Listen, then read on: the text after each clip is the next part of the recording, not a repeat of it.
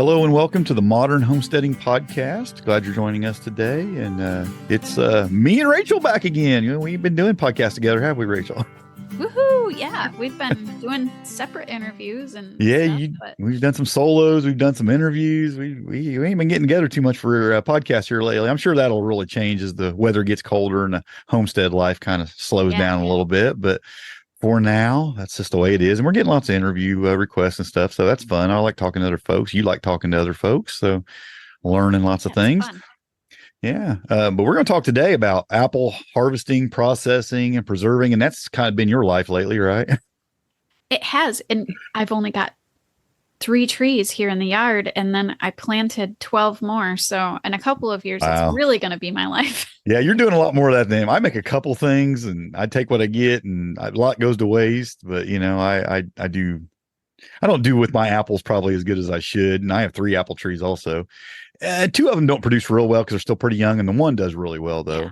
But mine are also all smaller. You have an old tree on your property, don't you? Yeah, like I kind of have the same thing. I have 2 dwarfs, which put out about a bushel. They've been battling some disease, so they don't put out as much. And then I have my old one that we don't even know what it is, but that thing, 7 bushels probably. Wow. It's just crazy how much apples that thing produces. Well, before we jump into all the apple talk, I guess we should talk about what we've been doing on our homesteads. How about you? Other than apples. I guess you've been doing apples. Apples. You've been doing apples. More tomatoes. We have had a really unseasonably warm spell. Like it's still warm here. It was 85, I believe. What's today? Today is Thursday. Tuesday. It was 85 degrees and we broke records. It was just crazy. And so I still have tomatoes and peppers in my garden. And actually, I don't have them in my garden. I pulled the tomatoes and I've got every flat surface in the kitchen has tomato on it. And so slowly as they've been ripening, I've been doing things with them, drying them and canning them and just eating them. And then, but I didn't pull the peppers because I have this one pepper plant that produced these peppers that are really good flavor. And it's just loaded full of like 6 peppers that are just sitting there staying green, but they're supposed to turn red and it's taking forever. So thankfully it's been warm enough for them to keep going, but I really wanted to get those red peppers off of You haven't had a frost up there yet. No, isn't that is because you usually have one by now, don't you? Yeah, we do. So it's crazy because in August, the end of August, we were colder in the end of August than we are now. And the end of August, we had a town in Michigan, which isn't terribly far from us, get 31 degrees and have a frost, which was a record for them. And so I kept thinking, we're going to get early frost this year. We're going to get, because we kept getting these really cold nights down into the low 30s and we never did get a frost. And here we are, October, and we're late for our first frost. Yeah. Peppers are enjoying it. Hopefully you'll get some before it happens. I hope so. I don't know. I keep thinking, and now I'm tempted to dig that plant up because I really, really like it. But last year that didn't work out though, did it? No, it didn't. But this was one that I bought at the store, so it's a hybrid, so I couldn't save seeds from it. But I'm tempted to try it again. Yeah, I really like it. It was a really thick-walled, sweet red pepper, just really good. Yeah, sometimes you just you'll get one that you just love, and then you can't ever seem like get that back on your property. If it's a hybrid, especially, you just can't seem to work it out again. I've had a couple like that. I've had some tomatoes like that too, like some hybrid tomatoes, and I can't remember what they were, and I've tried a few different ones, and they were just so good. I remember they were kind of like they were almost like a big boy, but they were a little bit different. But I can't remember what they were, and they were just so good. They were like some of the best tomatoes I ever ate, but they weren't big boy. They were something else like it. That's something I didn't write down on my update. I did clone a tomato. So I had a little baby, like grape tomatoes that were orange, and they're super, super sweet and really prolific. But that also was a hybrid that I had bought.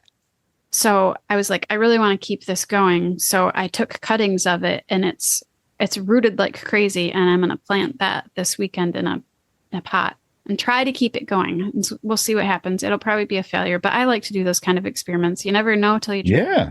Yeah, for sure. You know what I'm looking up right now? Can you clone a hybrid pepper plant? I wonder, can you? I'm Googling Tomatoes it root actually. so easily. So And with they just yeah, root it so looks like easily. you can. Really? Maybe that would be a way to preserve this pepper plant that you really like. Maybe take a Well, cutting then I'm off gonna of it have and to try to look that clone up. it. I mean, I think everybody's had this where your tomato, if you trellis your tomatoes, you don't notice it as much. But if you let a tomato fall to the ground, they'll grow roots where they hit the Hmm. ground, Yeah. and they're Hmm. super easy to clone. And that's Yeah. really, you just cut a piece off. You can either put it in dirt. I put mine in water, and they within a week and a half, the roots were Yeah. there. Yeah, you might have to So, look into that. I mean, just a quick Google search, it showed a couple on there that says you can. well, I'm gonna I try bet it it. ain't near. I'm sure it isn't near as simple as a tomato, but Right. Maybe boy, I'll if I try mean, if that'd be both. a, but if it would be a way to preserve this pepper plant that you really like, and get it, start it small again, and have it ready to start producing come like a late spring, maybe that'd be really cool. Yeah, because what I did look into for overwintering them was you take them out of the ground, you take all the soil off, you plant them back in a pot with new soil just to avoid having the bugs Hmm. and stuff come inside.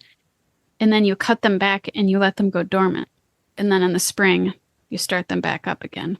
But I bet with the cutting, you would want to like get it in a windowsill and do the Yeah, whole like I try might to try actually both. grow it. I might Yeah. try both with that plant.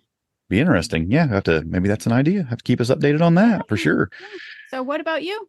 Well, um, lots of good things and bad things have happened since we last talked. Something just happened. I'm gonna go ahead and put this out there right now. Just last night, I the carnage is still out in the Oh, cages. I haven't even yes. cleaned it up yet. Right before this podcast, I went out to the quail aviary. And I just started here a few weeks ago. I guess it's been a couple months ago now. I talked about how my jumbo quail had gotten kind of mixed in, and they were ended up with tuxedos and everything else, and so I didn't have any really pure jumbo quail anymore. So I had hatched just some jumbo quail, and I was wanting to kind of restart my flock from just jumbo quail because you get a little bit more meat and whatnot out of the jumbo, and so I'd had them in the tractor for a while, and then, anyway I had put them in the cages in the aviary, so they're in the aviary in the cages. And well, it appears that last night a raccoon got in there and couldn't get to the whole quail, but he could certainly get to their heads as he Oh, pulled all their heads off. And I have one quail, jumbo quail, they're out such. of three Oh, cages of quail, jumbo quail. I have one quail left. raccoons are the worst too because they're Oh smart man. and they can get into everything. Yeah. So, like I said, I seen that, 15 minutes before we were starting this podcast. So I Oh haven't even man. cleaned up the carnage yet. So as soon as we're over with that, I have to go clean that up. It's a shame. They just started laying too, which Hmm. I didn't even get a chance to really save any eggs for to rehatch. So yeah, there's that. And yeah, so I'll have to set a live. I actually already did. I set a live trap in there, and then I'm gonna go clamp the carnage because I'm gonna try to catch this thing in there if he's getting in there. Maybe because I have rabbits on the other side, across from the Yeah, that's true. quail, Yeah. and he didn't seem to bother them. But I'm sure they were a little freaked out, probably Oh, I'm sure. um, by the sounds. Um, but so there's a loss. I'll go ahead and share my other loss.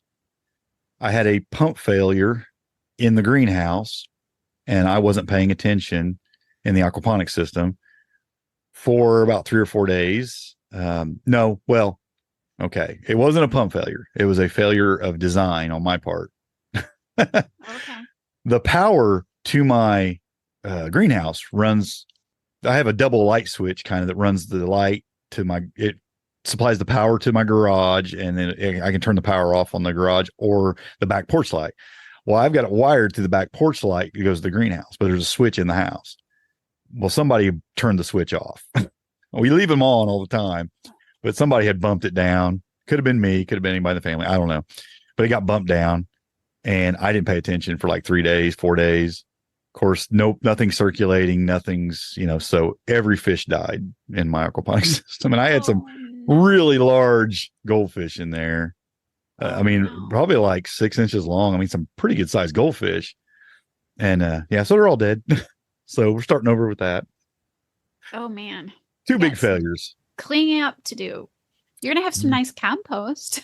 Yeah, I did. Yeah, I cleaned all that up. That actually happened a couple weeks ago, and I already cleaned all that up. But yeah, so starting over with that, Oh and I should man, be I'm harvesting sorry. the. Yeah, I'll be harvesting the, which I'm kind of excited about. It looks like they're getting really close. They're starting to. Looks like they're starting to fade a little bit. The water chestnuts. Okay. So I'm looking forward to harvesting those because I think they're getting pretty close. They've looked great. They're thick and grow really tall in there, and but yeah, they're starting to kind of fade. So I think it's getting close to harvest time for those. All I right. know they won't do good in cold weather, so as the weather starts to drop in temperatures, I'll go ahead and pull those out and see what the harvest is. I can't wait to see what that looks like. Right. And I was, I have a CDL, driver's license, so I have to get a physical occasionally, right, for that to keep that. And my blood pressure has been going up, and I knew it was going up, and that's a big issue for a CDL, I guess, when you're taking a physical. It's just a big issue. It's always something I have to watch. And I've been on blood pressure medicine in the past. I don't like being on blood pressure medicine because I weaned off of it, and I did pretty well with it. But it seems like when I start getting close to a physical, I start checking my blood pressure a lot because I know it's coming up. Well, it was pretty high. It was getting high again. So I thought, well, what am I going to do? So I started eating more appropriately for a blood pressure diet. Well, what you want to do is, of course, lower sodium and increase potassium. That's will lower blood pressure for most people. So, I mean, so it's like everybody thinks about bananas when it comes to potassium, right? I mean, it's just what everybody knows as being this high potassium thing. Well, I got to looking, and like chard is like double what bananas are on Yeah. potassium content. And I have a whole bed of chard out here. So I started eating like chard and everything. I'm putting chard in my eggs. I'm eating a cup of chard here. I'm every meal, I'm just like a cup of chard and everything, right? And my blood pressure was down to normal within a week and maintained there for That's another week. that's so awesome. I mean, we Yeah. talk And about I that was all just, the time, how food is medicine on this yeah, it was show. It's amazing. awesome. Because I've never really went after the chard like that, and just like I said, within a week, it was down to normal. And I went in there, got my physical, and perfect. It was just Woo-hoo. great. And I was like, that's amazing. I mean, just a couple weeks of eating chard. And I don't, I'm not going to claim that for everybody or even always for Right. me, but Yeah. it seemed to work extremely well for me. And so, I think as a person who kind of struggles with blood pressure a little bit, chard is just going to have to become a regular part of my diet. I'm going to at least try to maybe get a cup a day, of chard in some Right. form in at least one of my meals. It's yummy anyways. Yeah, I So like it. It's yeah. great. Yeah, just sauteing it. It's really good. Did some like grilled chicken with it and sauteed it, and it was like a great meal by itself right there. Just a couple Right. cups of chard and some chicken, and I was putting, like I said, in eggs and all kinds of things, and yeah, it made a huge difference. I had some soups too, which makes me think it's been a great time to break out the old squash soup. The butternut squash has been coming on and stuff like that. So I've been making some That's your soups. favorite. So been adding, yeah, that's my favorite. But I even had been eating some yellow squash soup, the summer squash. I'd canned quite a bit of that. How is that And going?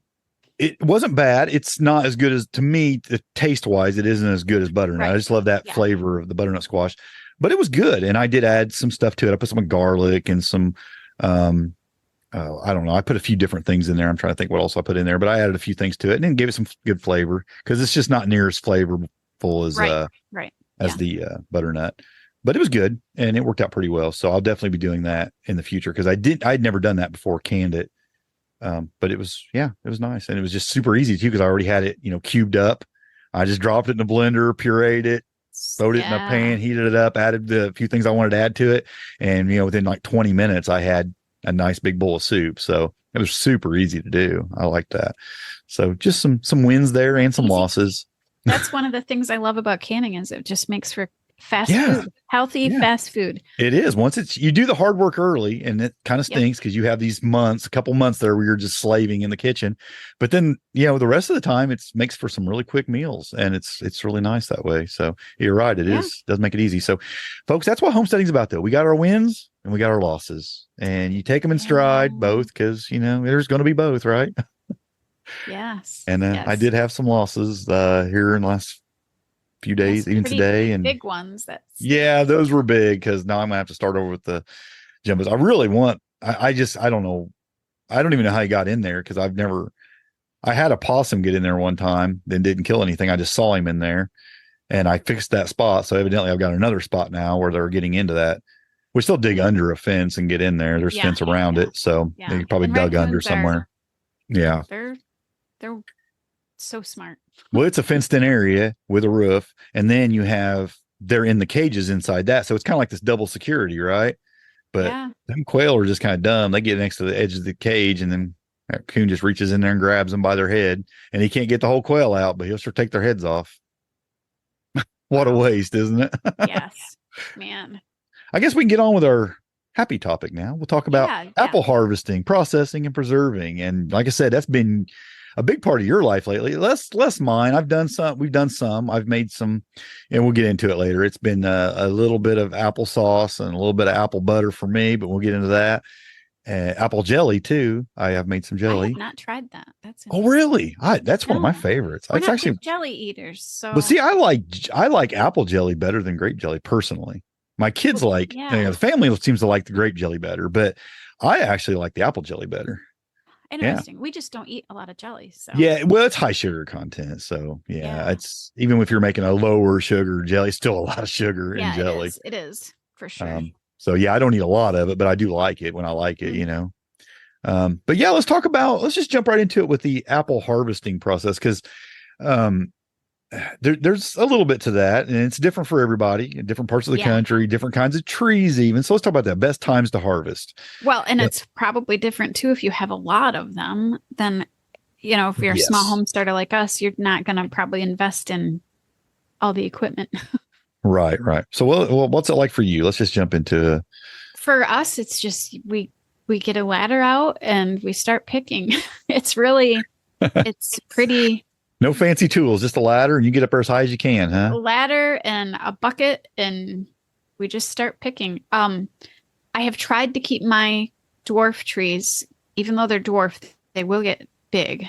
Yeah, yeah. Not as big as a regular apple, but I have one right now that it's a little bit too big. I think it's about 8 to 10 feet tall, which makes it hard since I'm short.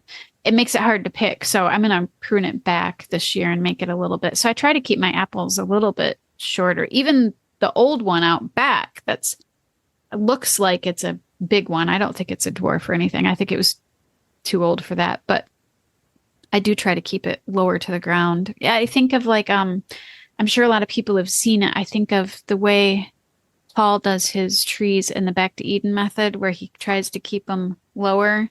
Yeah, they'll spread out more, but low. Yeah. Yeah. Yeah. So I'm trying to keep my trees just shorter, just so they're easier to harvest because I don't have the equipment, and it's just easier to use a ladder that way. When I first put my 3 in, they are semi-dwarf, and I did a really poor job of keeping them low. I didn't even prune them the first few years, and now it's kind of like the way they've kind of grown.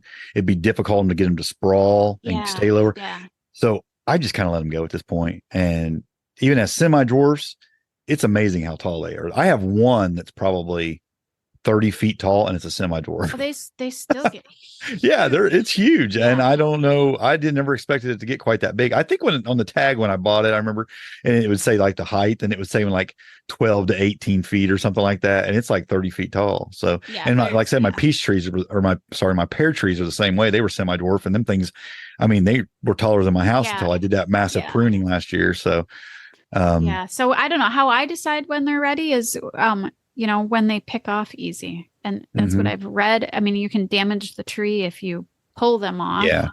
So when they come off easy, and for our trees, it seems to be, we have one tree that always ripens quicker than the other ones. It just depends on the variety of apple. And, but our back tree, the one that does a lot of apples usually is about right now. They taste good. We'll pull one off and eat it. That's usually a pretty good indication. I noticed that like mine seems to like the one I get the most apples from. It seems like it has a variation on ripening times for the apples on it. Like it'll start dropping apples before like half of them are even close to being ripe. And so I'll start like picking some then. It's like I'll have to kind of spread it out over like maybe a month of picking apples off that tree, which is weird. It's like I really can't just go in there and harvest the tree. And they're ripe, huh? The early ones are, yeah. It's like I'll get some a little earlier.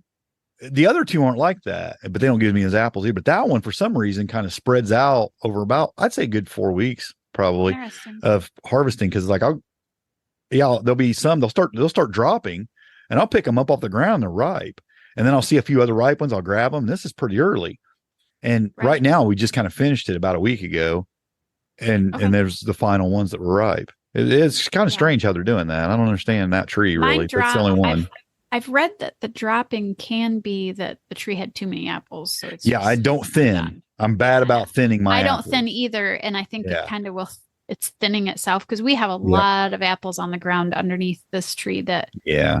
dropped maybe over a month ago, and we've just kind of. I need to clean them up though because I do have some issues with codley moth, so I need to make sure I clean those up so I Yeah. don't keep that. I'm convinced, especially after I had that podcast episode a couple weeks ago with Susan Poisner and the orchard people. Yeah. And yeah, we talked even before and after the podcast a little bit. And I'm really convinced now that I need to be thinning out my apples. Yeah, I do too. I do too. It's just like it's one more thing. And Yeah, it is. and when your trees are that tall, it's kind of hard Yeah. to thin them. Yeah. Yeah. So I don't know. For tools, I do make sure that I don't. That's not for me. I know that cherries, you shake them. I don't know if they shake apple trees. I don't think they do because if once they bruise, they're not going to store. I've never. No, I think they. I think ladders they and tools and yeah. Yeah. So I hand pick them. We're really careful when we do, just to not bruise them. If you want to keep a whole apple, you definitely want to be careful when you're picking. Yeah. Well, because I have failed to keep my trees low, and the best apples seem to grow in the very tops of the trees. I do have a fruit picking tool that's right, I don't know. It's really long. I think the handle is 12 feet long, and then of course, then my height, so I can get up there, 18 feet. 20 feet probably with my arm length. Yeah, I could probably get about 20 feet in the tree at that. And then if I have to, I can even get on a ladder and pick up a few more feet with that tool. And I can get up there pretty high in the tree. And that thing works really, really good. It's slow. You It's get a slow. shoulder workout too. Yeah, but it's slow and it's not really heavy. It's just kind of amazing how light it is. Even that length, Okay. you'd think it have a little bit of weight to it, but it's really, really light aluminum.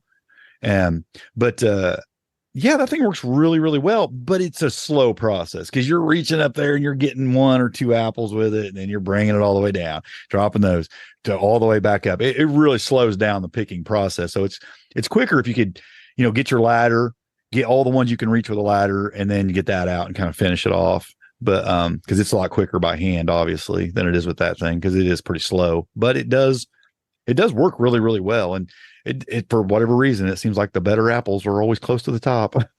Yeah. I mean, that seems the way. I need to get a picking tool because right now what's happening is we're just kind of leaving the top ones. Yeah. I first bought it because like I said, my pear trees were so tall, and I couldn't get. It seemed like most of the pears were up there even, and I just couldn't reach them even with a ladder. So I got that, and then that made. We was able to get some really nice pear harvest. But yeah, for apples, it's worked out really well because the pear trees obviously outgrew the apple trees for some reason. They grew way faster, even though I planted one of those apple trees a couple of years earlier. They're just not as tall as the pear trees get. But still, it works out good for those as well. That's cool. Yeah. Well, you got this big batch of apples now. What do you do with them? You're ready to process them right away, or you're not? If you're not, what are you doing? Well, for me, I don't wash them, but I do wipe them off. Mm-hmm. Because it just depends on what you're going to use them for. I mean, I suppose you could wash them, but with a lot of things that natural enzymes and stuff kind of protect them. And I have read that you shouldn't be washing them. And then if you want to store them long term, you're going to have to find a way to keep them humid and cool. Mm-hmm.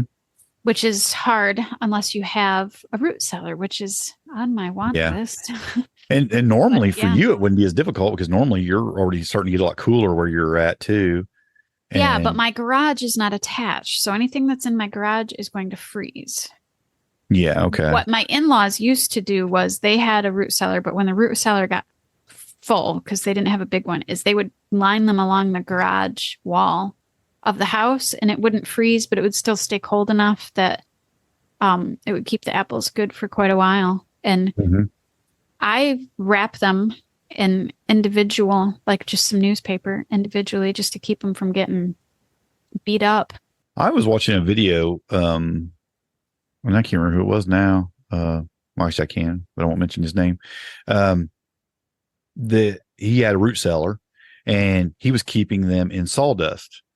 Individually kind of spaced them out in sawdust, and was eating apples that were like in, like early, like early in the year, like February, Yeah. that he picked the previous year, and and every once in a while he'd pull one out and there would be a bad one, but he'd just get rid of it because you don't want to keep a rotten apple No, you don't. in there Yeah. because it off gases and it will make the others start rotting, and so you want to get those out. So he just go down there every few days and search through and see if there's any rotten ones, and then shove the rest back in the sawdust. And he did that for the whole winter and kept apples good in some sawdust all winter in a root cellar. I was pretty amazed. My in-laws kept theirs pretty for a long time, most of the winter. And then of course at the end of winter, when they start getting kind of mushy, that's when apple pies and stuff started getting made.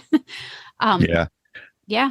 I've never tried to keep whole apples like that all winter. I just don't think it'd work out well for my situation. No root cellar. I mean, even with the basement, I just don't think it would hold up. It's a little bit of moisture issues down there.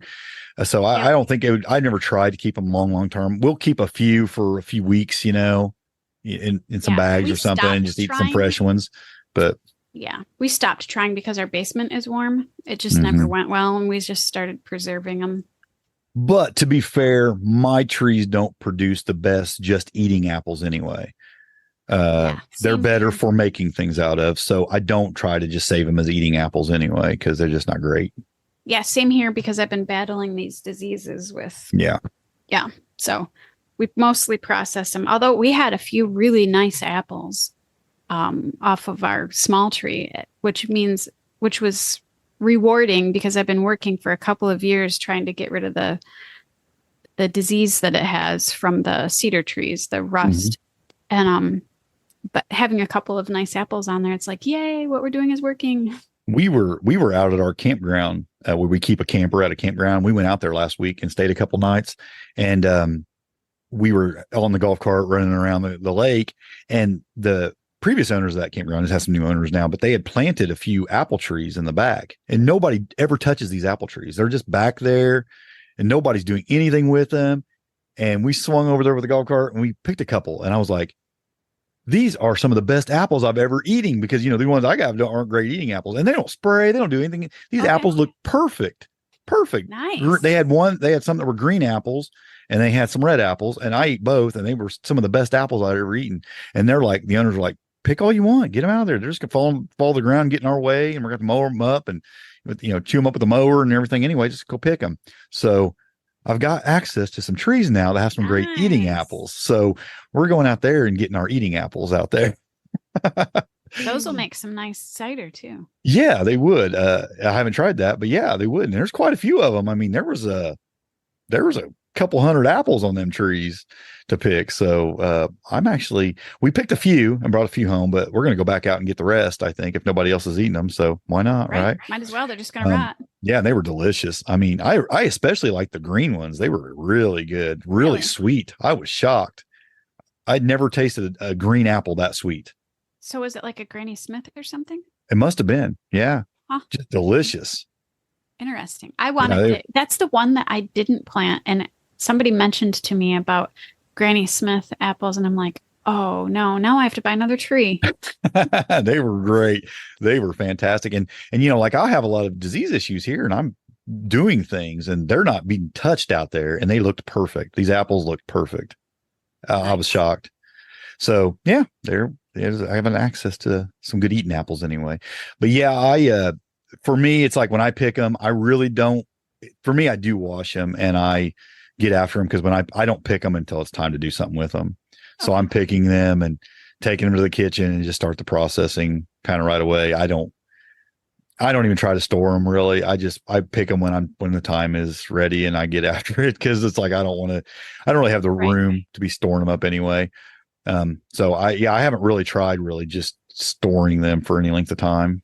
Yeah, I might try and store some of them off of the big apple tree out back just to see.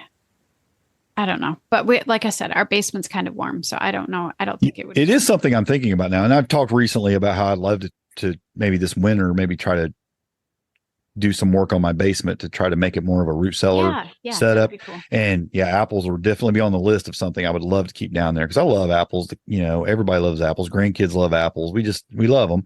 It'd be great if you could keep some apples pretty fresh tasting most of the winter. That'd be awesome. That would be really nice. Yeah. So I would like to do that. So yeah, I mean, it is in the kind of wheelhouse of things I would like to take on at some point and make that happen. Yeah, somehow the store does it, so why can't we? Well, yeah, they gas them and turn them red and do all kinds of crazy things. Too early. Yeah. Yeah. Yeah, they do. And that's why they never really taste as great as they do when you get them straight from an orchard or out of your backyard. Yeah. That is so true. We have a really popular orchard not far from our house here, and everybody goes there, and boy, they have delicious stuff, and they make all kinds of cool things from those apples. And we can talk about that as we jump into apple processing. Yes. Yeah. Because that's the part, it's some work, no doubt. It is. I mean, it's just like everything. It's when you process food, it takes a long time. Yeah. So you're picking them. You're not taking a lot of time, maybe when you're picking them, looking them over. You're just picking them, getting them all gathered up, getting them to the kitchen. If you're like me anyway. And then I kind of do the sorting from there. I mean, if one's seriously rotten, it don't make it in that batch, but I'm not really, if I grab it and it's not mushy, it's going in the basket and I'm taking it to the kitchen, and I'm going to do the further, sorting from there. So what are you looking for when you get yours in the kitchen? Well, I'm looking for bruises, or right now I have codly moth in one of my trees, maybe actually two of them, but not the one out back, but they have like black spots, or there's, and they're mushy, some of them, but some of them look perfectly good. And then you cut them open and they're not. So I'm looking for holes and brown spots and stuff. And those are the ones that I'll cut up and turn into apple cider or applesauce, or I know some people wouldn't use those, but I do. Oh, I think they'd work perfect for that too. I'm the same way on that. I even get the ones that they don't really have it's not a soft spot or anything. They just get this spot it's weird. It's just a dark spot, and the apple kind of pulls in almost like it's the end of the apples, almost like it divots in, and it has a black spot right there. And I open them up and they look perfect within a half an inch past that, all the way around. You just cut that out right there, and then the rest of the apple's great. Exactly. And so they're great for about anything I want to use them for. They're just not just for setting and making them an eating apple or whatever. You wouldn't want to store them. They're just not a pretty apple, and they're not great for maybe storing for an eating apple, but they work great for everything else. Yeah, they taste fine. Yeah. I have some of that too, and I forgot what it's called because I'm still new to being an orchard. Yeah, I don't know what that's called, but I see that on a lot. I'd see that on a majority of my apples, actually. Yeah, there's a name for it. Somebody told me, and I can't remember. I'm new to the whole orchard thing, and there's people out there that have been doing it forever. In fact, I have the Holistic Orchard book. I finally bought my own, so I don't have to keep checking it out from the library. Yeah, there's so much stuff we both have to learn when it comes to certain things like this. Apples have been, everybody plants apple trees. It's like the first fruit tree you'll throw on your property in a lot of places, right? But it's like, then you start realizing it's one of the most difficult fruits to grow because of the disease issues and the pest issues and all the things. So it just takes some time to really learn how to, and also like me, and I learned on that recent podcast I did with Susan that I probably planted the wrong trees for my area. I didn't look for the ones that were more resistant to those type things. I just grabbed what the box store had and I put them in my yard, and they're producing apples, but they're probably not going to produce the best apples for me. And the ones that are going to be the biggest challenge. So you'll learn as you go. And anybody wants to know more about that kind of stuff, go check out that podcast episode and even reach out to Susan because she knows more about that. And there's books and there's groups on Facebook for, I think the one I'm in is a backyard apple growers or something like that. Yep. And personally, as far for me, I feel like I get enough apples for the things I want to do, even though I have these 3 trees and a lot of it's going to waste. I mean, I say none of it's really waste because the worst case scenario is going to compost, but we'll even talk here in a few minutes about things you can do with the scraps beyond that. So I don't consider any of it waste really. But so, I mean, there's enough. I have enough. So it's not like I'm trying to I would like to get better looking apples out of my tree, but that'd be my only real goal, I think.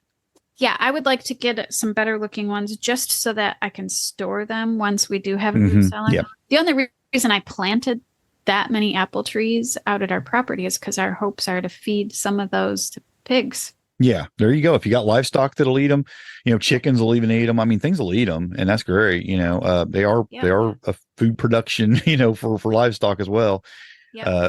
for me with the smaller livestock, it isn't, something Yeah, that. and I don't have that now either. So I'm the only consumer of it at this point. Yeah, I have a lot less too of that livestock. Yeah, you do. But I don't have any pigs right now. Yeah. Anyway, so yeah, I mean that when you're just cleaning them out, you'll find even the ones that aren't perfect, there are uses for them. So you can, like I said, juice, cider, applesauce, just even things like jams and jellies and pie fillings. If there is enough good on them, you can cut away the bad. You can use them for all these things. It just takes a little more time if you have a little more work, a little more time. Right. Yeah. You can still use it. If you're making apple pie filling, obviously you want to have the nice parts of the apple and right. Yeah. Right. Absolutely. So there's still plenty uses for those though. But so let's just talk about some of the things in processing. Let's say you're making juice. Let's just start with that. Do you make much apple juice? I don't make a ton of apple juice. I have made it. We'll probably make some this year because until recently, our apples were producing every other year. Mm-hmm. And after reading, I found out that was because there was some deficiencies. So yeah, we've been feeding the soil around the apples really well, and now they're producing really well every year. So now we're like, oh boy, now I have enough to make juice, because it takes a lot of apples to make juice and cider. So I will be making some this year. Some people, I do not have one, but there are people that have steam juicers. Mm-hmm. Buy them like in the canning section. I guess they're pretty amazing. I do not have one. So what I have been using is I have a regular juicer for you can juice carrots, cucumbers, whatever. So I have used that, and then you take the froth off. But I've also just used the old school method where you cut them up and boil it and run it through some cheesecloth or whatever or something to get out the chunks. School method for doing a lot, because my juicer is not big, and it would be going for a long time if I just juiced apples and juiced apples. Sure. Through it. And I don't want to kill it. I don't do the juicing. I do the cider. I make cider. It's a little less work to make cider, and I like it better because I like it thick. I don't Do you like. have a cider press? No. Okay. Yeah, we didn't. We made cider this year too, and you saw in the homestead front porch I put in our. Our wild How did you make yours without a press? Okay, so we were given the opportunity to maybe borrow an antique press, but we were concerned we were going to break it. So we decided, I was thinking, well, what do we have that we can use? Well, we have a meat grinder. Mm-hmm. So I quartered the apples and we ran them through the meat grinder, which made them, chipped them all up, which is what the apple cider will do. By the way, they make a special tool for that called a chopper that you drop them in and chop up the fruit chopper. Yeah, I'll put a link to one of those in the show notes. Yeah, they make those, but we didn't want to spend the money right now on buying them. Yeah. So then we took that and we put them in. My husband drilled holes in a 5-gallon bucket, just tons of holes, and we used a laundry bag inside of that. Mm-hmm. And then he took it we took that to the garage, and he used a shop press that he has. Awesome. And a dumbbell. There you go. We have old iron dumbbells that I actually use to lift weights in the basement. Mm-hmm. And we put that on the end of it and pushed it out. And out of a bushel of apples, we got 1 3/4 gallons. So yeah, the process I use is not even near as efficient as that. I have done a 5-gallon bucket with holes drilled in the bottom. And then I basically did the same thing with the apples, crushed them all up, put them in cloth, put a big old block of wood on top of that in the bucket, and then I jumped up and down on it until I forced juice out the bottom. Hey, I just let it go, and it did work. I mean, I got but it was like what I got, and I didn't get. It isn't as efficient because you're not gonna squeeze them good. But I got quite a bit out, and I had fun with it, and I was able to drink. I probably made a gallon of cider over a few days just messing around doing that and just playing around making cider, and it was delicious. So last year we tried this, but we didn't use the meat grinder.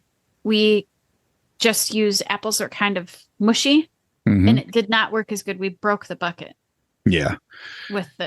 So this worked really, really well, and I think we'll do it again until we decide to spend the money on an actual Maybe we never will. Maybe, I don't know. It worked so well. I don't know if we need to. The thing is we have a very nice meat grinder, but I think you Yeah. could have used even a hand meat grinder. It would just taken longer. I actually did really almost turn mine into applesauce before I did that. I mean, I really crushed it up.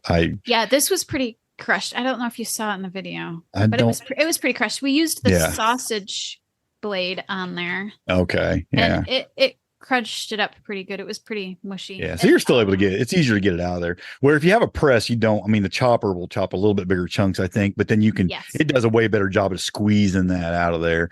Yep. So yeah, those are So nice. that's what we use. I mean, you don't have to have one to just have some fun. It was fun and tasted yummy. It was amazing, and we're probably going to do a lot more this weekend.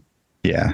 But if your goal is to make a lot of cider, get the proper tools, juicer cider, get proper tools, because it will make it a lot easier and quicker. Yes. And you will get a lot. I mean, you can get a lot, but it takes a lot of work too, to get it out there if you don't have any of that stuff. So, but if you have a good press, and they make some cheaper ones, they're small and they'll make small batches, but they make bigger ones too. Like I think I put in the show notes, one's like a 3.5 gallon press. That's pretty big. And yeah, you can get quite a bit out. So I've watched. I have a friend that actually has one, and he makes cider, and yeah, he uses it, and it works pretty good, And he'll do several batches, crush it down, and works pretty good. They'll make a lot of cider with it. But you can do other things too. They'll make grape juice, and you can squeeze out lots of things. I mean, it just ain't.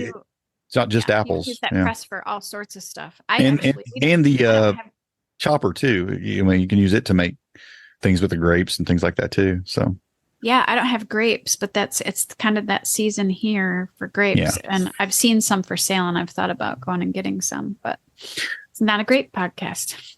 So, yeah, juicing and cider, and both, like I said, they're common to make, but I find I don't make a lot of it because it's a little difficult. It is. It's nice if you have tons and tons of apples and you don't know what to do with them. Right. It is a nice thing to do it. Because you can only eat so much applesauce. I think I would make a lot. I think I would make a lot more cider if I had the proper tools, because I do love cider. I love it. Yeah, and I know a lot of people just freeze it. Yep. It does not taste the same after you can it. I've tried that. A lot of people freeze it. I froze it. Yeah. Yep. Actually, I've never froze any that I made, but I have froze some that I bought from we have, like I said, we have our apple orchard here locally, and I've bought a bunch because, we only have it for a short time. And so we'll buy some extra and then freeze it. Yeah. But you can do that for sure. Drying is also something that I love. I do like dried apple chips, but now they're a little addictive. I will never love them as much as I love dried pear chips. They are my absolute favorite. I love those, but I do like dried apple chips, and they're super easy. I mean, you literally just slice your apples, peel, core, slice, throw them in your dehydrator. You can do it in an oven too. I can't remember, just the lowest setting. I think you even want to crack your oven doors open a little bit. Yeah, because my oven, the lowest it goes is 170. So yeah, and I think you have to crack you gotta want to crack the oven door open a little bit, but you can do that. I don't think that's as efficient, obviously, as a dehydrator. But yeah, I mean, if you got a dehydrator, solar dehydrator, even better. But if you have a regular dehydrator, make you a ton of apple chips, because you'll be surprised. You'll look like you made a bunch, but you will be surprised at how quickly they disappear after you've made them. They don't last very long.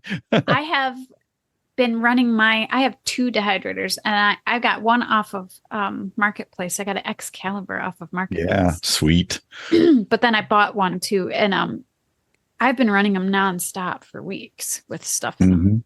So yeah, make lots and lots and lots of apple chips with every decent apple you have. But something that I find the easiest things to make are really applesauce, and even apple butter is not difficult. So I make a lot of that, and everybody likes it, a little bit of that. I mean, it's something that's easy to can and store. Yep. So you can have lots of it on hand, and it's just, you want to use up a lot of apples, make a lot of applesauce and apple butter. I mean, you really can make a lot of it easy, especially the applesauce. It's just a little bit more time to make the apple butter, but it's not much. How do you make your applesauces and apple butters? Do you have any special tools? Butter. Believe it or not, I've never made apple. Really? Okay. Well, I like I love said, it. we don't I love do a apple lot butter. of jams and jellies. I've Okay. made a ton of applesauce though, tons of it. And Well, apple butter is just a little bit longer process than applesauce, really. I mean, I make it in a yeah, crock pot, and basically you're just boiling off the liquid the liquid. slowly. Yep. It's Yeah, just and making it a until lot it's just thicker. really thick consistency. Yeah, basically Yeah. that's it. You add a few little things like some you can add. You don't even have to, but you can add like some vanilla extract and some other things to it Right. to make it a little bit change the flavors a little bit.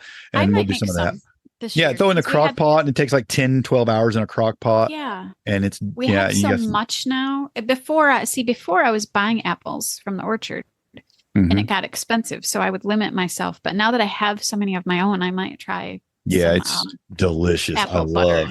I Just like love apple I'm butter. experimenting with some other things, which we'll talk about in a minute. Yeah, but applesauce so easy. Yeah, I It mean, is. basically, you just. I mean, you make. Do you have any special tools to make I applesauce? just this year bought a special tool. I bought, I cannot remember what it's called, but it's basically one of those hand crank processors with the screen on it. Uh-huh. It makes it a lot easier.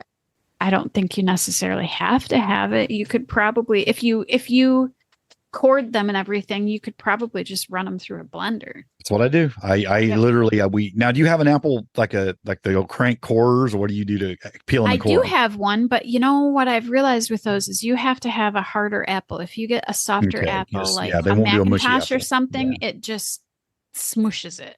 or if you just get one that's really crazy shape too, like I said, they get the Yep. dents in them and stuff. It won't Doesn't get to work that. great. So you end up, Yeah. so it'll do most of the apple, but then you end up having to cut that part out anyway Right. before you can really make use of it. But if you want to So make apple chips, those things are fantastic. yeah, quicker process. Yeah. I like them, and they're worth having one, and they're really Yep. cheap. They're $20, 20 something Yep. dollars, and it will make the process so much easier if you're doing certain things. So for me, it's with applesauce. It's literally just run it through that, and I might have to cut out another spot or something. Yep. And I do. I just slice. I'll like quarter the apple or something, drop it in the blender, and pack the blender full, puree that thing pretty much, and Yep. then just And then pour you it out. put it in your jar. And Do you freeze yep. yours? The first couple years before I got into canning, I've been canning. I've always canned it. freezing it, which Yeah. it does taste good that way. But now I Yeah, can't. I've always yeah. canned it, so I don't know. I've never frozen any. I don't think. But it's pretty easy. It's pretty easy Yeah. to can too. But yeah, it works great. And then we'll always make a few. I don't make a lot of apple butter, but I'll do a couple, 2 or 3 jars, quart jars of Yeah. apple butter a year. And it's one of those nice things. It's one of those foods that for me, I just go down and I grab it. Mm-hmm. I'll pack a lunch and just put a quart jar of apple, or not a quart, a pint jar doing of pints. Yeah. applesauce in my lunch. And it's just nice to have those fast, healthy meals. Yeah, you can get some little containers or something if you're packing kids' lunches or things like that. I Mhm. mean, it's just applesauce is a nice little thing to add in there. So it's a great, and it's like I said, it's the easiest thing you can really do with apples. I think it's just the easiest thing. It is. And It's pretty easy. and yet, it's quickest thing, and it's something you can just use all the time. So, yeah. I have now, made apple pie filling. Have you? yeah. Yeah. Filling, no. Well, I I've mean, made just it. Yeah. no. We just we chop up and make apple pies with it, but no, not filling, Okay. not necessarily the filling. Well, I've made the filling without thickening it because you can't thicken it, can it. So you basically add the apples in with all of the spices, and then you can it, and then when you take it out, you would thicken it with whatever, cornstarch or flour. Okay, gotcha. Yeah, I've done that just for quick. Just makes it quicker if I wanted to make. I don't do a lot of it because we don't eat a lot of sweets, but I usually try to keep a few jars. Yeah. We should mention though that applesauce when baking is a good replacement for a lot of products you're baking. You can use it in baking. It is. You can replace it with your oil and your butter. One of my favorite things is like they make it that Orchard is applesauce donuts. Ooh. Oh my gosh, they're so good.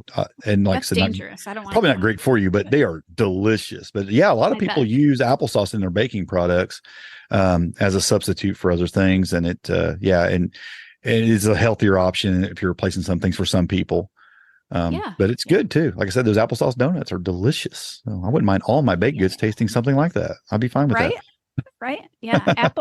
It's apple and pumpkin season, and I'm all in. Yeah, there you go. Now, when you're doing all of these things, juicing, cider making, drying, making applesauce, apple butter, whatever you're doing, stuff for the pie fillings, whatever, you're going to have a lot of scraps. Yes. Yeah. So, and you got a couple of kinds of different kinds of scraps. You got scraps that are just bad stuff that you don't want to use, but then you also have the scraps that are good, right? You have your peelings that are nice. You have parts of the apple that aren't, that aren't rotten, but they're not parts that went into this other stuff. There's things you can do with that. Yeah. Even the go core, ahead. even if Even the the core core is decent. Like I have a few of my decent. cores because of the issues I'm having that are black. I wouldn't use those. But if you have a good apple core, I've made apple scrap vinegar out of the peels and the cores. Mm-hmm. And that is fantastic for putting on salads and I've made mayonnaise out of it. Now, what's the difference between apple scrap vinegar and apple cider vinegar? So apple scrap vinegar is made from the scraps. Mm-hmm. Apple cider vinegar is actually made from the cider. But it doesn't come out as the same product in the end. It does not come out of the same product. Okay. So apple scrap vinegar will have less acidity, which is why it's really good for, some people just drink it or add it to water to make, what is that? There's a drink. Is it switchel or something like that? Don't know. They add it to drinks. It's just less acidic. And then the apple cider vinegar, especially if it's raw, will grow a mother and it'll have a lot higher pH. So the scrap vinegar will never grow a mother. Mine did. I was really surprised. It could. It did. But yeah, it'll just never be that dark color. Mine's really... So it just isn't the same thing. Because we see that occasionally on Facebook, or somebody will say, make your own apple cider vinegar, and they'll be having a picture with like scraps. And that's actually apple scrap vinegar. It's not the same thing. Which so we'll have lower acidity. Good. Yeah. But it won't have the same applications for certain things, because there's things you would use apple cider vinegar for that apple scrap vinegar would not work as well, or wouldn't. So there's certain recipes I have. So with gluten-free cooking, you don't cook gluten-free, but oftentimes a recipe will call for some acid, which is usually apple cider vinegar. They'll ask you to put vinegar in it, and it does something to the gluten-free. It does something chemically. So you would want to use that apple cider vinegar, which is higher in acid, and not the scrap vinegar. Okay. But yeah, I have made scrap vinegar. This is my first year, though, trying to make cider vinegar out of What do you use apple scrap vinegar for most commonly? I've been using it just on salads. Okay. And I have been putting a little bit of it in. I've been drinking a little bit of it just for digestion. Okay. I bet that would make a good I bet that would, because I put some apple cider vinegar on salads occasionally, and I like it, but it is a little strong. If you get a little too much of it, it's a little strong. Yeah, it's like a watered down version. Okay, that might even be better then. Yeah, it is. It's really good, and it's got a great flavor, but it's still vinegary. Mm-hmm. So this is my first year trying to make apple cider vinegar, because I have so much cider. I have so much cider and so many apples. I thought, well, I'm going to try, because I use a lot of apple cider vinegar, and some of when I make coleslaw. My sauce has got apple cider vinegar. I tried apple scrap vinegar using that, and it just wasn't the same flavor. You need that strong. We like it with the stronger flavor. So I'm going to try it. Hopefully it'll grow a mother. I might add I have some Bragg's vinegar, which most people are pretty familiar with that brand, which has the mother in it. I might try. Apparently you can inoculate the cider vinegar once it gets past the point of fermentation that it needs it. So right now I have hard cider basically sitting in the kitchen. So it's still sweet, but it's got alcohol in it. So I need to let it ferment longer and get all that alcohol off and turn into vinegar. Gotcha. Yeah. It's a long process. I won't know if this worked for a couple of months still. We look forward to the update. Yeah. The apple cider, the apple scrap vinegar took a long time, and but I was really happy with how it worked. And I've done that several years now. But there's other things you can do with it too. The scraps, I actually found, Mr. Google Pants was great. I found this website where they talked about 15 ways to use the apple peels and cores, and some of them I had never thought of. Pectin is a common use also for apple. Peelings. A lot of pectin, mostly in the peeling, some in the core, but if you take the peelings, you can make your own pectin. Now it's a pretty, the process of making like a dried powdered pectin is a lot of processing to get it there. I mean, you're cooking it down, you're drying it, and then you're grinding it. And you're doing, I mean, it's a process, but it is a possibility also. Now, I have, when they're saying making jellies, just throw the peelings back in the boiling process when you're boiling out the juices, and I'll just throw the peelings in there, boil it, and then, and then get the pectin kind of naturally. It won't make a strong of a pectin that way, I don't think. No, it'll still, but it will thicken. Yeah, and I think it helps with part of that was part of my reasoning behind wanting the Granny Smith apple, because the green apples have more pectin. I think it does better for making jams than it does jellies. To be honest, because that would make sense. Yeah, because I've made some jams, and I went to make jellies, and it turned out more like jam, and I was fine with it. I just left it like that, and I was good. And I boiled it as like forever, and it seemed like that's as good as I could get it, and it was good enough. I mean, because I don't like just going crazy with the sugar. I mean, obviously have to put some sugar in there, but I put the minimum amount. So even when I'm using like a store-bought pectin, I'll use like the low sugar pectin. Yep. So I have to put a minimal amount of sugar in there, and so if I've ever did it with the peelings, which I have a couple times, it worked out as it didn't work out as jelly. It worked out as a jam though. Right. Which was fine. Yeah. So it's an option.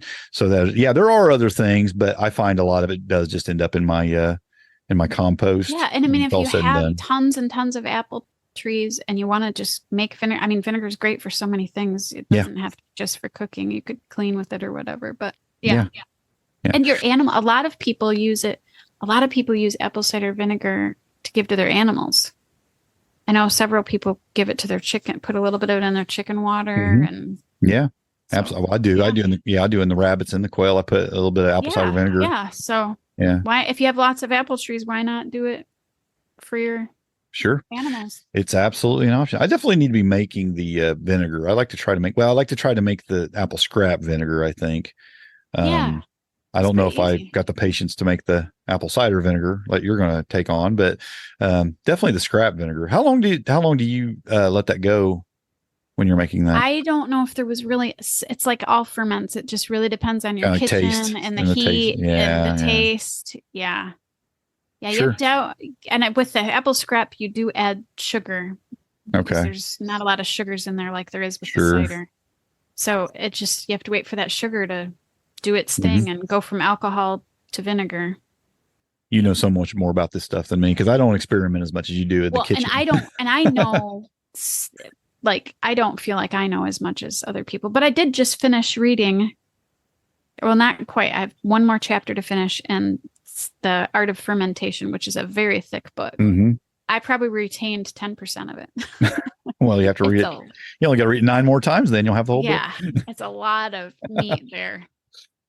But. Well, let's jump into the preservation methods. Like, you make all this stuff, and you obviously can't eat that much right away.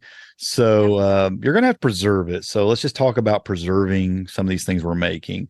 And I guess for most of these things, the first thing we might think of is just canning.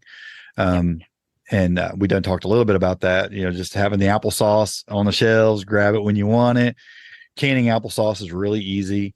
It's, really canning fruits. You water bath can it, or do you put it in the canner? I do water bath can it. I usually add some acid to it though, like lemon juice. Do you? Okay. Yeah. Is that the recommendation? Is that what it recommends? I don't, off the top of my head, you're cornering me off the top of my head. See, we don't I can't know. remember lady off doesn't the know. Top of my well, head. I'm like that with everything. I always have to refer back to notes or look back on stuff every time I can anything, because I can't never remember exactly. Yeah. You go months without doing it. Yeah. I can't remember because I haven't canned it since last year. Yeah. I mean, I know it's the recommend. Usually fruits you don't have to, but especially like tomatoes now, the recommendation now with tomatoes is that you do. And you used to in the day, it used to be, they were just more acidic when they were more of an heirloom. Tomatoes and things were more acidic. But yeah, with a lot of fruits, you don't have to. You can just put them in and water bath can them. Between the sugar and the acidity. But what would help, you're adding some lemon juice, and we can talk about that in a few minutes when it comes to dehydrating. But I would even say if you added it in the canning products, it could help prevent browning. Yes, because that's one of the treatments for when you're dehydrating apples to keep them from browning is to add lemon water. So you can do that. And I'm sure that would even help with that as well in the canning process. I don't think we do add. I mean, I haven't. No, we don't. I don't add any. I haven't added any. Okay. And I do think it does get a little darker when you don't after some time. It will darken. When I haven't, it is darker. Yeah. It is darker, but I think it's safe. I don't care, but I mean, I think it's still safe. Yeah, I don't either. But anyway, yeah, probably a good idea if I would follow the recommendations, whatever the recommendations are that Ball puts out. Read it. Yourself a good cookbook, a good book that has the Ball canning book will give you the right, tell you if it needs to be added in there or not. Added if it says so. Right. Yeah. I'm sorry. I don't remember. I should have looked it up because I just haven't canned it. And I don't even know if I canned it last year. But you're also canning apple pie filling. Yes. So I have. We'll usually make a couple apple pies when it's fresh, and I don't actually can any. I should. That sounds delicious. What would be better than January or February having a nice apple pie? Because then you just eat it. But okay. But yeah, you can your apple pie filling and just you're quartering up the apples probably, and your jams, and I slice them. You slice yours pretty thin? Yeah. Not pretty thin, like maybe an eighth. Okay. Yeah. We kind of like our apple pie a little bit chunkier. Yeah. Not the thin slices. But of jams and jellies, obviously, I make jelly more than jam. And when it comes to apple, I just go ahead and make the jellies. I love it. It's one of my favorites. So we'll make that. I actually prefer, even in the jellies, I like apple more than grape. So, I'll definitely make a few jars of that. I'm about the only one that eats that, though, so I don't have to make too much. 3-4 jars I'll make of that. It's easy. But you can can that and it'll hold up all winter on you just fine and dandy. So you'll have some nice jelly to enjoy for a few months. Freezing. Do you do some freezing of apples? I do not. We've never had a lot of freezer space because usually apple season is right about the time that deer season is. Yeah. And I'm hunting for space. I have froze them because what I'll find was I'll go ahead and make like the chip size ones. And when I don't have the time to dehydrate them, because it takes a while to dehydrate a lot of apple chips. So I'll freeze some to dehydrate some more later. So they'll save for a while so I can get the dehydrator out later and freeze some. Again, you do want to do some kind of a treatment on them to keep them from browning before you freeze them. Which again, you can do a lemon water treatment, which you can put like a teaspoon of lemon juice with a cup of water and kind of spritz that all over your apples before you add them to the dehydrator or to the freezer. You can actually use salt water too. And I've never done it. That. Well, I've never heard of it, but when I was doing a little bit of research about it, I seen somebody who actually done an experiment and they tried 3 different methods and they did the salt water treatment, which they added a 1/4 teaspoon of salt to a cup of water and then put that on the apple, soak that on the apples and then froze them. They did the lemon water and then they did another method. What else did they do? I can't remember, but these 2 were really good and the other one wasn't. Didn't come out good at all. But in their little experiment they did, the salt water treated ones actually did better at not browning than the lemon water ones. And they didn't taste salty. Well, they didn't say that. This experiment was just talking about I would think a 1/4 teaspoon in a cup of water wouldn't be too bad, but they completely dissolved it and spread it. I wouldn't think it would add too much to the salt content. But anyway, they said it actually came out better, even had better results with it on the browning. So anyway, that's out there. I've never done it. So take that with that. But I did see an experiment done on that and it had better results. A little bit better results. So, but I've done the lemon and that works. Yeah. That's good to know. Well, I just looked it up and you do not need to add acid to it. And you can pressure to applesauce, I should say. And you can water bath it or pressure can it. Okay. I used to water bath it. I can't remember that, but I used to water bath it, but then to me, it just got easier to just pressure can because the pressure canner's out. I have the electric pressure canner and it's just so much easier to throw it in that. Sometimes it is. So. I mean, I do the same thing with some things. Sometimes I pressure can like tomatoes just because. It seems like when I break out the water bath canner, the mess is twice as big. I don't know why. It Right. just seems like there's more stuff to wash, more stuff I don't know. It just seems like I make a bigger mess with the water bath canner than if I just, I also feel like it's more efficient, energy efficient to use my electric canner, especially. I think it's really efficient. If you're small like me, you get that water bath canner full of water. It's so heavy. Yeah. It's really heavy. And then it takes so long to heat it up. Hot water. Yeah. Like I do it outside because I have one of them outside burners and I'll put it on that one, them plate burners for outside and put it on that. But still takes, it takes a while to get it to the temperature. And then it takes forever. Yeah. And then basically you cool it down, then you put in your next batch, you have to do all that over again. And it's like, it just seems like it's not very energy efficient to me to do water bath canning, but it's a lot of people feel safer doing it. And, and it's definitely, it seems like it's an intro to canning. A lot of people prefer that, especially when you're new to canning. It just feels like the safer thing to do because you're doing stuff that isn't as dangerous to can as far as if it isn't done right.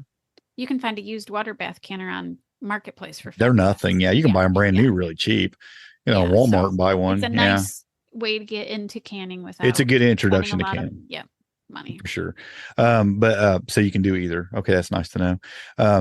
But yeah, and so I'm sure the jams and jellies are the same way. You can probably do both. That was from the Michigan State University website. So okay. So that's good to know. Definitely going to be a safe website.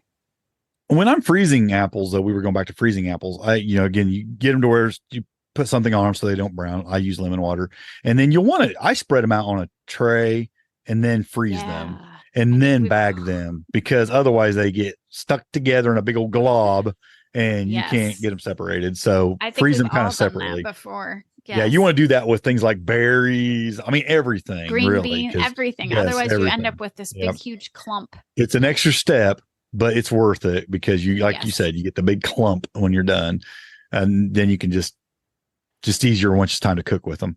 For sure. Dehydrating apples, like I said, we love doing that. Apple chips. We just make lots of apple chips but it's a time consuming process. You stick them in the dryer and you can only make so much of a batch at a time. Your dehydrator's running 24/7 all the time for weeks. That's why I said I freeze some to do some later because it's just such a big job. Now you put a couple things in there that I've never made in the dehydrating process. Talk about it. Okay. So I have in there apple sugar, which basically is really similar to how you make apple butter. But then you spread it out in your dehydrator and you dehydrate it and then you run it black through the blender. And a lot of people use that in like homemade granola and stuff like that. Something tells me if you had a freeze dryer, that would even be way easier. Oh, yeah, it would, but I don't. But yes, it would be nice. And a lot of people use that. Like if you're trying to eat only natural sugars or only fruits and not added like white sugar or cane sugar, you could use, a lot of people are using that in like homemade granola. That just makes me think of something else though, too, that you could make that if you're going to make the apple sugar, it'd be similar because you'd be doing the spread out and that would be making the apple, like the fruit roll up type things. Oh yeah. Yummy. Fruit leathers. Fruit leathers are amazing. Yeah. Yeah. You could do that. Yeah. So maybe that process. Also one of those things like apple chips where you make it and it disappears. Yeah. You couldn't possibly make enough. There's not enough apples on your backyard to make enough. Yeah. Especially if you have kids around. Yes, they love them. And it's super healthy snack too. It's so much better than ones you'd buy at the store. They're going to be just loaded with way more sugar and preservatives and all kinds of things. To make them homemade would be so much better.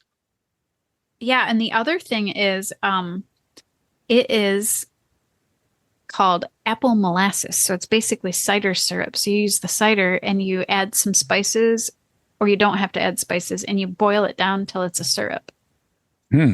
And wow. Same thing. You can use that like you would corn syrup or something. Oh, interesting.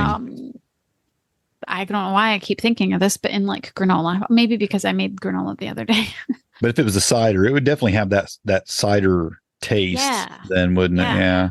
Yeah. So it's just a way if you have tons and tons of apples or access to tons and tons of apples and it's also a way to get rid of things like regular sugar or regular high fructose corn syrup. or something like that. And It's if you probably want not gonna to look and as you want good. to store your apple chips, you just put them in a jar and you can put one of the little, what's the things called? This little Moisture absorber moisture or absorber in there. oxygen. Yeah, Yeah. yeah, yeah, and it'll keep the moisture out there, keep them dry, throw them up in the shelf. Like I said, I feel like you don't even have to worry about long term storage with those because it just ain't going to matter. They're not going to Yeah. need to be there very long, but they will last a long time though. Yeah. And I mean, you It's- could put them in a jar and vacuum seal the jar if you have a Mhm. vacuum sealer. Yeah, yeah. And that will help with the moisture too. Or you could vacuum seal them in bags even, That too. and Yep. just cut the bags open when you're ready to eat them. You could absolutely do that too. It might even store better in certain situations if you got, depends on what your storage situation is. Yeah. If you have kids, Um, none of this is going to last very long. yeah, none of this Anyways, matters. so, It may yeah. not even make it into storage. You might just eat it all fresh and be And I sick don't for. even have little kids around anymore, and none of this lasts very Yeah, long. I have So, grandkids and they would tear this stuff up. I mean, it would just not last. But yeah, I mean, so that's the process in that. Just these are just simple ways to make this yeah, and we didn't harvest talk about last. freeze drying. We did not Yeah, talk you about wouldn't even put that in the you notes, and I but that don't is have one. we don't But have one, but that's a whole other you stage could of do so much preservation. with a freeze Yeah, dryer with there's so this. much more when it comes to freeze drying. Yeah. You know, it's something I do have on my list. I'd love to have one day. They are Yeah. expensive, no doubt They about are it, very but expensive. I have no doubt they're worth it because I see so many people doing some cool things with them, and just the level of you're just up in your preservation game big time with a freeze dryer. Yeah. And just the speed too. I mean, you're able to do things so much faster.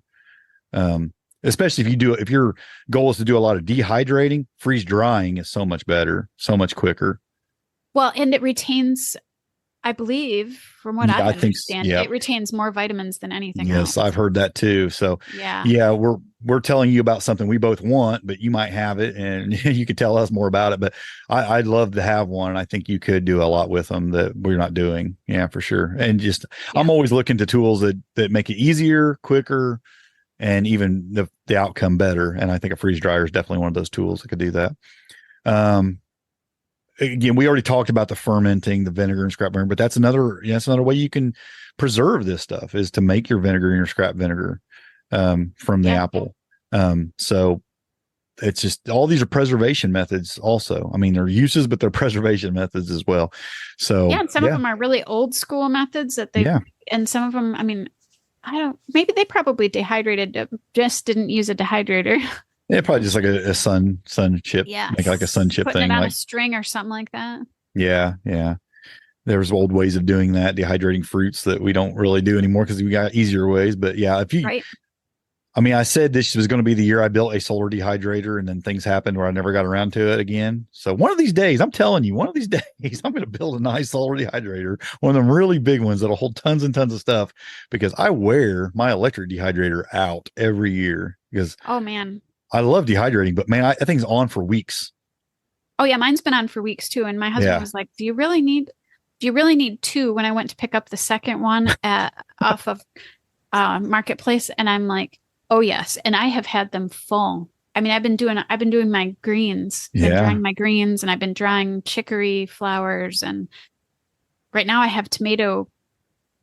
I didn't know what else to do. I have so many tomatoes, and I'm like, I'm just going to dry some and make it into powders. And apparently, somebody shared a recipe with me where you use the tomato powder and you add it to cream cheese with some garlic powder, and apparently it's amazing dip. And I'm like, okay, that's what we're making with this. So it's been full for a long time.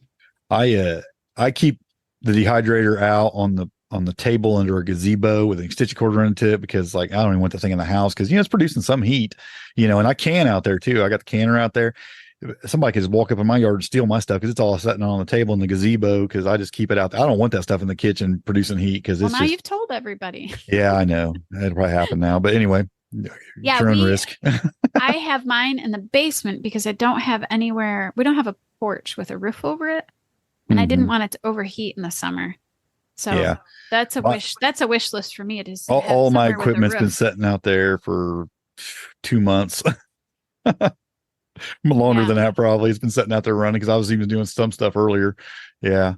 So anyway, that's it. I mean, when it just comes to harvesting and processing and preserving apples, it's not overcomplicated. You don't have to make all these things. You can choose a couple of these things that you really like. The bottom line is make the things you like.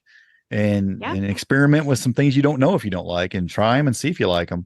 And apples are pretty easy to work with and pretty safe to work with. And, I mean, delicious. And, if you don't have apple trees, go to an orchard and buy some apples and try some of these things. And then maybe it'll help you determine if you want some apples on your actual property. Yeah, I think I don't know if they grow apples in the South, but at least from the middle of the country up, I would think that there's probably orchards somewhere. Yeah. And like I said, even if I lived in the South, I'm sure I would try to get my hands on some apples from the North, and they're in the stores and stuff. And I would try to make some of these things myself, because just when you process things yourself, the processing procedure just contains less of the things you don't want. It's just a fact. If you're making your own apple butter and your own jellies and your own pie fillings and your own applesauce, there's going to be things in the store-bought things that you probably don't want. But if you make yourself, they're not going to be in there.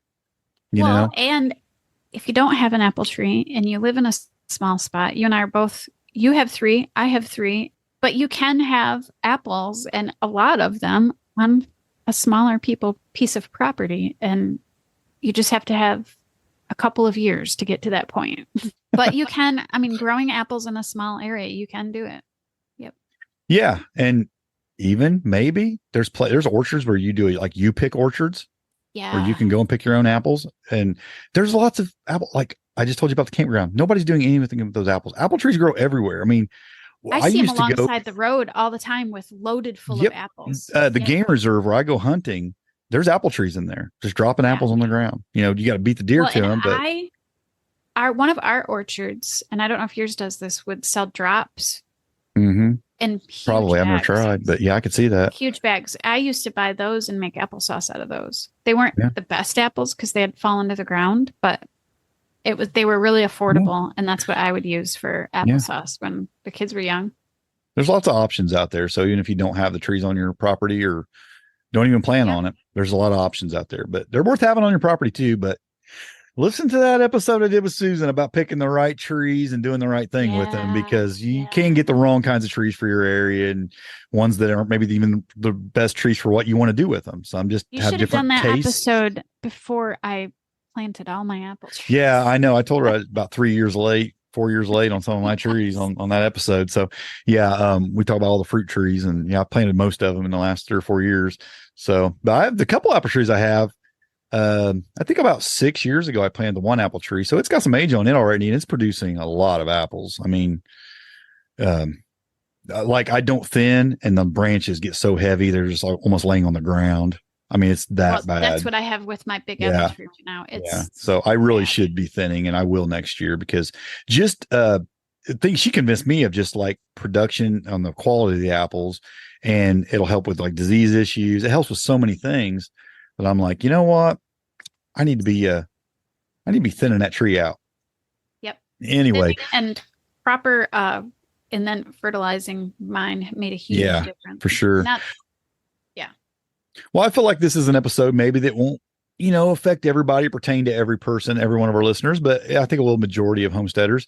And so I hope folks got something out of it. And it's kind of a limited topic. Sometimes I think we spread them out a little bit bigger than this and try to cover a more broad range. This is pretty specific to apple harvesting only, but it's something we both deal with. And it's something that if you got a couple trees, it's a big part of the process. When you're doing your processing things, apples take up some time. I think of 2 things when I think of processing, and it's apples and tomatoes, because those things seem to take up a lot of our time. And, but they're both really worth putting the time into to get your product you'll be able to use for a few months, and you can make multiple things out of both of those things. So that's great. We wanted to do an episode on that. You've already said it, but long before I ever grew either apples or tomatoes or in quantity, I was calling farmers and buying by the bushel. Yeah. And you can do that. You live in an apartment and do that. Yep. So. And it's worth having the stuff to process them and make your own stuff. It'll be healthier. It'll be fun, and it'll it'll be a lot cheaper. Even you can put a lot, you buy a couple bushel of apples, you can put a few jars on in your shelves for sure of some things. And there's some definite product there you can make. And like I said, using the scraps even and making more stuff. You can just make an abundance of things from a couple bushel of apples. It's amazing. So it is. Jump after it. And yeah, I hope some folks got something out of this, or at least got inspired to get out there and start picking those apples and not just letting them fall to the ground. Yes. Yes. Well, folks, I think that's all we have for you on this episode. And until next time, happy homesteading. God bless. And grow where you're planted.